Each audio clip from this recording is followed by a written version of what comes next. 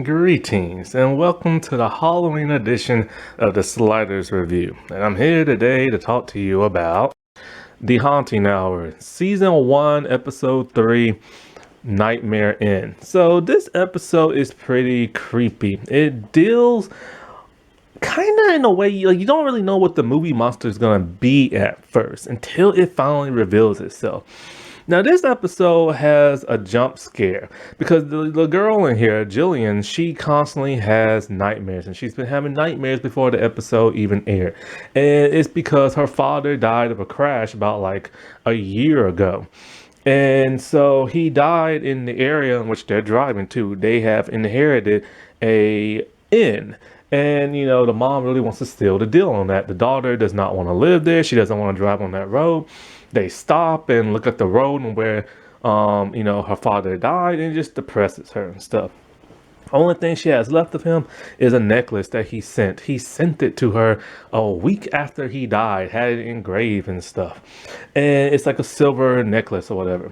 And so this episode, it's creepy, it's eerie, it's freaky, it's a little spooky, scary. But the jump scare nightmare is even scarier. That's one thing I always hate about R.L. Stine's, nightmare scenes, is that the nightmare stuff ends up being scarier than what's actually showing on screen. And so the girl is very adamant and just does not want to be there. Well, there's like an innkeeper lady who's there, who's pretty young, about in her late 20s, early 30s. And, at some point, Jillian loses her necklace after she has like a nightmare and stuff, right? And this is gotta be really hard for her. Her father is dead. Her mother's kind of like, I gotta seal this deal and get this in that you don't want and all this other stuff. And she's around the area in which her father passed. That's hard. She loves her father. And so, like, she wants her mom to help her find that necklace. Talking about your deal is not important. This necklace is because, it's dad's like necklace that he gave me.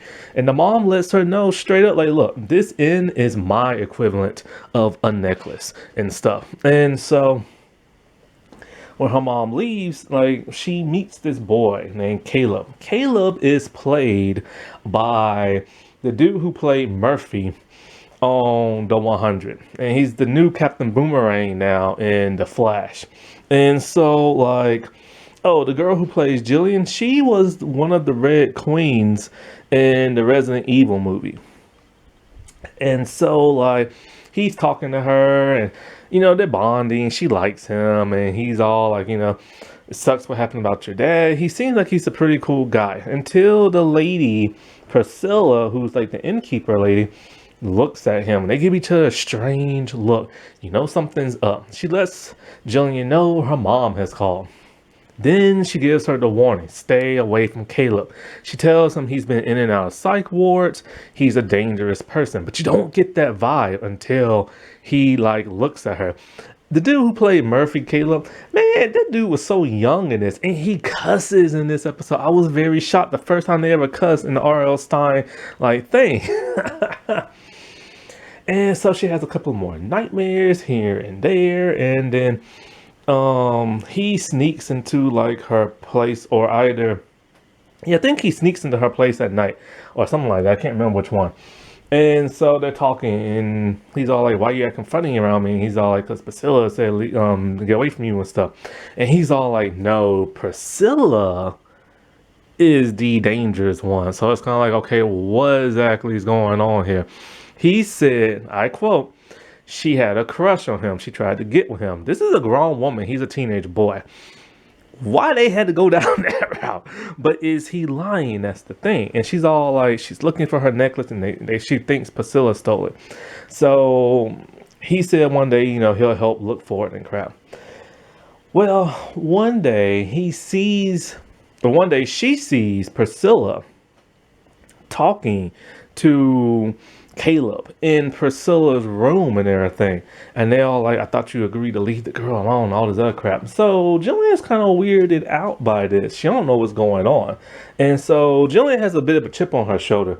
She doesn't like when people look after her. She doesn't like it when Priscilla tells her to get away from what's-her-face. She doesn't like it when Caleb tries to be a gentleman and wants to hold something for her.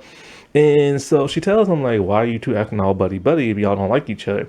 He's all like, oh, I'm just trying to get your necklace back. So I'm just pretending to, like, be on her side. And something's up. The way he talks, it's a little shifty and everything. Anyways, they're talking some more. It's nighttime. It's a full moon, and he looks up at it. And then it happens. Out of the blue, he turns into a werewolf. Chases her down the stairs. She's screaming for Priscilla. And Priscilla looks at him and she's all like, she's mine. And I'm just like, what? Then Priscilla turns into a werewolf. I'm just like, holy crap. So they're both trying to like get at her, but they're both fighting each other. They're both hungry for Jillian. So both werewolves are like attacking one another. It's insane, but you can't really see it because it's kind of like far away and it's dark and Jillian is running. They don't really show the action. That's a huge letdown. Then Jillian runs outside and she goes into like some type of shed type thing and she's hiding there. Both werewolves are now looking for her. They decide they're going to work together, but we can't really see nothing. It's still from the point of view of Jillian spying on them. And then all of a sudden a figure shows up and Priscilla and Caleb are both being attacked, but by what? We don't know. And Priscilla's like crying like a dog and everything. And something's attacking and killing them. Like, what the world's like happening? And all you see these shadowy figures like moving back and forth. Then this thing shows up. It's a werewolf with green eyes. It has Jillian's necklace in his hand. It's hurting him, burning his skin. It's made of silver. He gives it to her and he just looks at her with like loving eyes and he runs off. And so like at some point in time, Jillian, talks to her mom. Well, actually, this is the weirdest thing. After he gives her the necklace and runs off, Jillian wakes up in her bed. And I'm like, wait, hold up. Was this all a dream? No, it wasn't all a dream, but they try to make it seem like it is. And so then she talks to her mom and they're all happy and talking about, I think dad's watching over us and blah, blah. Then we see a werewolf man howling into the moon, implying that that's her father. When her father got into that crash, he never died. He must have got attacked by like a werewolf or something like that. It's a little messy. It's a little sloppy. It should have been at least 2 episodes, or at least they should have explained things just a bit more. Because you have to really take in certain things. Like you see the silver burning him. Well, we know silver hurts like werewolves, but some other things that hurts vampires too. And so you have to just take in what knowledge you know of this supernatural world, but people who don't know that probably might be confused. Also, it's very ambiguous. Like you don't know that necessarily her father or not, but it's just implied that it is.